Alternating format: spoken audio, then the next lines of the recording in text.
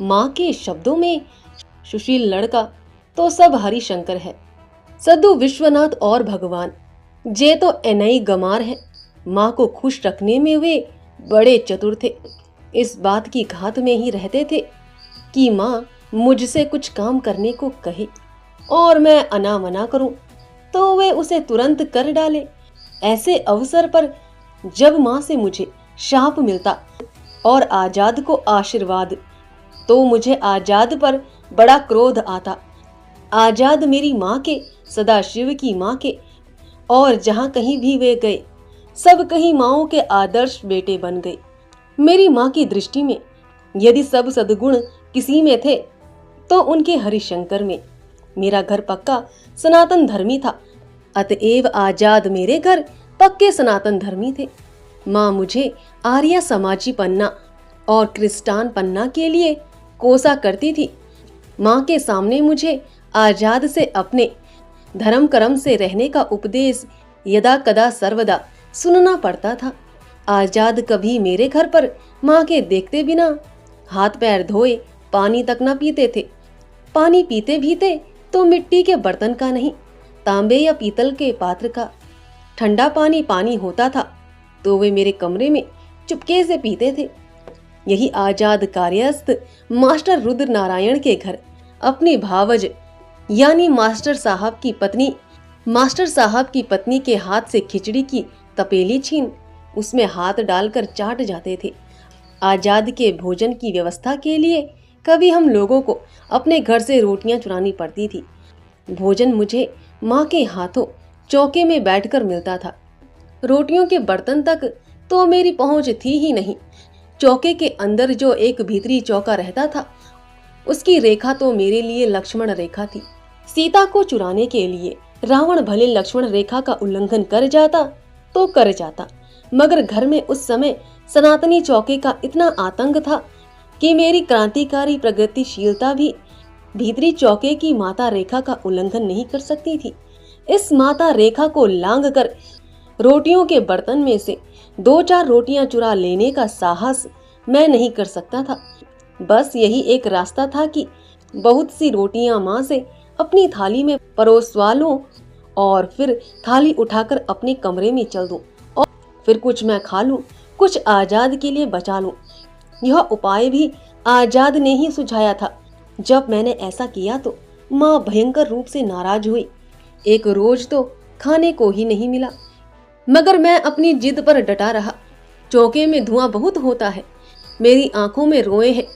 College के doctor ने धुएं से बचे रहने को कहा है। मुझे अंधा थोड़े ही होना है। खाना दो चाहे मत दो, मैं धुएं में हरगिज नहीं खाऊंगा। यह तर्क भी आजाद का सिखाया हुआ था। भला कौन माँ चाहेगी कि बेटे की आंखें खराब हो जाए। आजाद घर आए तो माँ ने उनसे शिकायत की। माँ को सुनाने के लिए आजाद ने मुझे झिड़का और चौका विज्ञान पर एक लेक्चर दिया।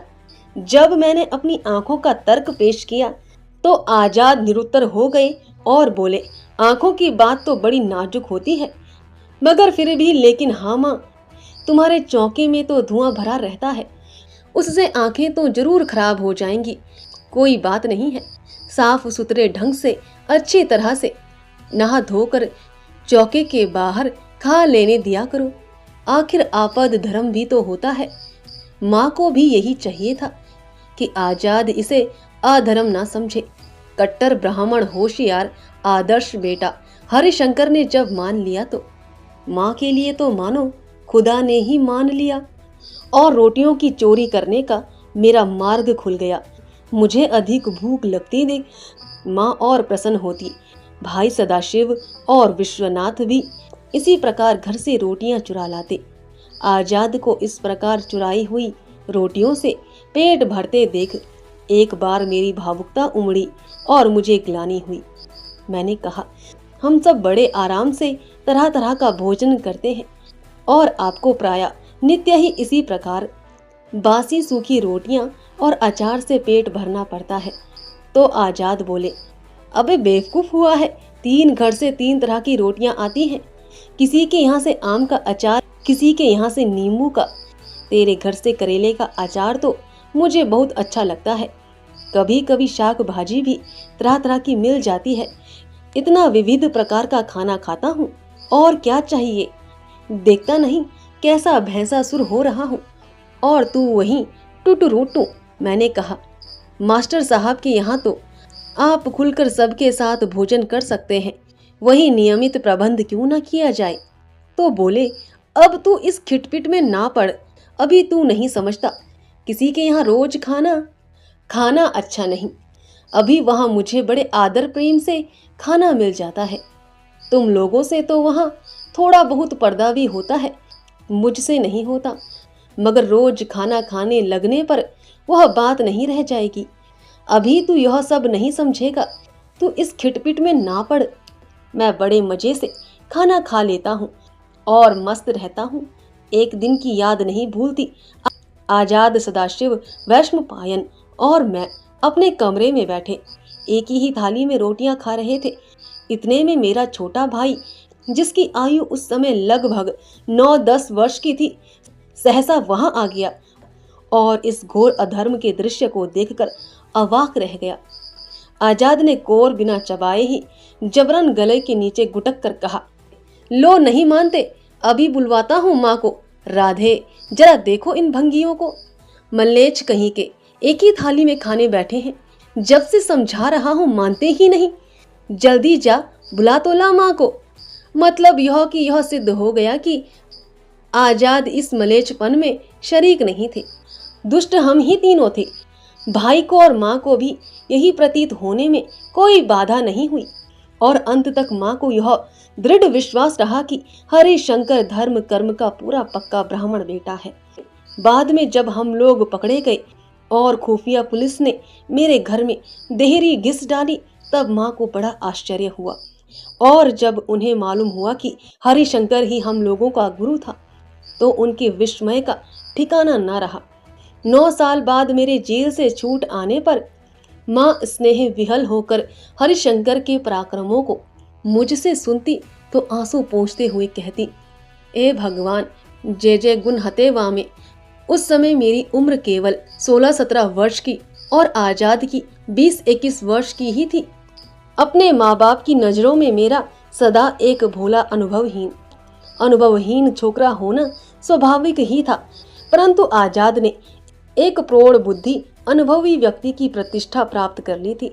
क्योंकि आजाद मेरी माँ के भी बड़े बेटे बन गए थे, इसलिए अब रात भर घर से बाहर रहने और दल के किसी कार्यवश झांसी से बाहर जाने के लिए मुझे माँ बाप की आज्ञा की उपेक्षा हरिशंकर की अनुमति लेना पर्याप्त होता था।